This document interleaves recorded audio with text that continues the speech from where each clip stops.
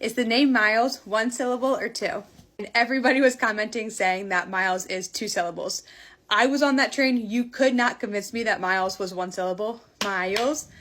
Come to find out, I say it wrong according to the internet. In this situation, I think it could be useful to start by breaking a syllable down into its basic parts and then moving from there. Because a syllable can contain a combination of the elements I've listed here, right? First, we got the onset, which is the consonant sound or sounds at the start of the syllable. It's optional. We don't absolutely need it, but a lot of syllables got it. Then we have the nucleus, which is like the creamy, nougaty center of the syllable, right? That's usually a vowel, but not always. And then the tail end is a coda, which is a consonant sound or sounds at the end of the syllable, which, again, is optional.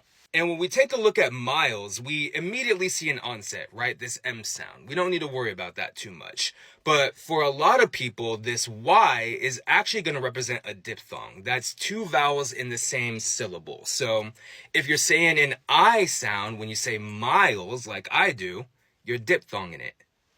And for a lot of people, this L is actually what's going to be called a dark L, which means when you're saying it, your tongue is actually pushed up back more towards your velum or your soft palate. And that isn't necessarily the case for every L. Like, for me, the dark L's come out more towards the end of syllables or the end of words. So my tongue action on Myles is different than on loop, for example.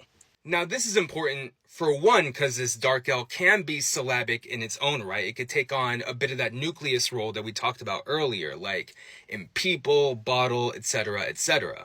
But for two, when we see a diphthong push up against a dark L, what we often see is something that can be called pre-L break-in, where people will insert yet another vowel, a central vowel called a schwa, into the mix. And this break-in leads to what noticeably sounds like two syllables, right? My-ols, kai-ol. But it's important to remember that not everyone speaks the same, right? Like, this word has a diphthong in it for me, but you could monothongize it. That's one vowel in the syllable. And you might say it more like malls, right? Or something similar. And if that's the case, then this breaking might not occur, and it might be one syllable for you.